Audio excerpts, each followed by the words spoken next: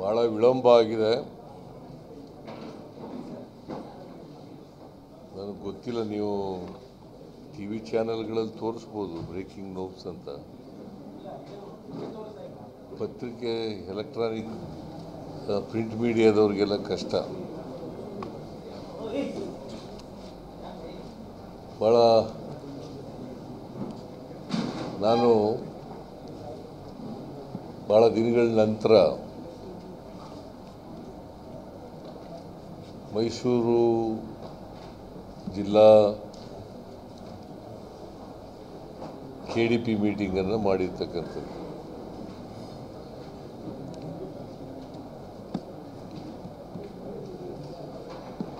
ಬಹುತೇಕ ಎಲ್ಲ ಇಲಾಖೆಗಳನ್ನು ಕೂಡ ರಿವ್ಯೂ ಮಾಡಿದ್ದೀವಿ. 1 ಗಂಟೆಗೆ ಶುರುವಾಗಿ ಇಷ್ಟೊತ್ತು ತನಕ ನಡೆದಿದೆ.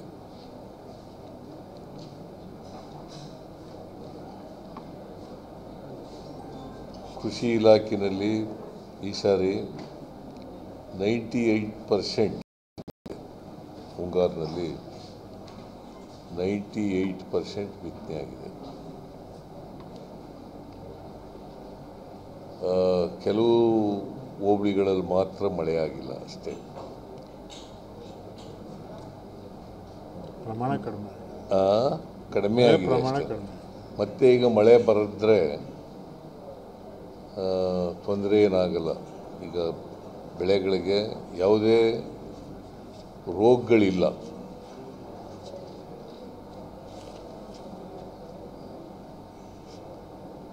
ಕುಷ್ಕಿ ಬೆಳೆ ಸೆಪ್ಟೆಂಬರ್ನಲ್ಲಿ ಸ್ವಲ್ಪ ಮಳೆ ಕಡಿಮೆ ಆಗಿದೆ. ಪರ್ಟಿಕ್ಯುಲರ್ಲಿ ರಾಗಿ ಕಡಿಮೆ ಆಗಿರೋದ್ರಿಂದ ಸ್ವಲ್ಪ ಬೆಳೆಗೆ ತೊಂದರೆ ಆಗಿದೆ. ನಾಳೆ ಮಳೆ ಬರ್ತದೆ ಅಂತಕ್ಕಂಥ ನಿರೀಕ್ಷೆ ಇಟ್ಕೊಂಡಿದ್ದೀನಿ. ಅದರಿಂದ ಈಗ ಮಳೆ ಬಂದರೆ ಏನು ತೊಂದರೆ ಏನಾಗಲ್ಲ. ಭತ್ತಕ್ಕೇನು ತೊಂದರೆ ಏನಾಗಲ್ಲ. ಯಾಕಂದರೆ ಭತ್ತ, ಕಬ್ಬು ಇವಕ್ಕೆಲ್ಲಕ್ಕೆ ಏನು ತೊಂದರೆ ಆಗಲ್ಲ. ನೀರಿಗೇನು ತೊಂದರೆ ಆಗಿಲ್ಲ. ಎಲ್ಲ ಜಲಾಶಯಗಳು ಕೂಡ ತುಂಬಿದ್ದಾವೆ ಈ ಸಾರಿ. ಮತ್ತು ತಮಿಳುನಾಡಿಗೆ 177.25 TMC ನೀರು ಬಿಡಬೇಕಾಗಿತ್ತು. ಈಗಾಗಲೇ 202 TMC ನೀರು ಹರಿದೋಗಿದೆ. ಅಂದರೆ ನಾವು ಸುಪ್ರೀಂ ಕೋರ್ಟಿನ ತೀರ್ಪಿನ ಪ್ರಕಾರ ನಾರ್ಮಲ್ ಇಯರ್ನಲ್ಲಿ ಎಷ್ಟು ಕೊಡಬೇಕಾಗಿತ್ತು ಅದಕ್ಕಿಂತ ಜಾಸ್ತಿ ನೀರು ಹೋಗಿದೆ, ಹರಿದೋಗಿದೆ. ಈ ವರ್ಷ ಏನು ತಮಿಳುನಾಡಿನವ್ರಿಗೂ ನಮಗೂ ಯಾವುದೇ ಸಮಸ್ಯೆ ಇರಲ್ಲ. ಆಮೇಲೆ ದಸರಾ ಮಹೋತ್ಸವಕ್ಕೆ ಈ ಸಾರಿ ಎಲ್ಲ ಅಧಿಕಾರಿಗಳಿಗೂ ಕೂಡ ಚೆನ್ನಾಗಿ ಮಾಡಬೇಕು ಅಂತ ಹೇಳಿದ್ದೀನಿ.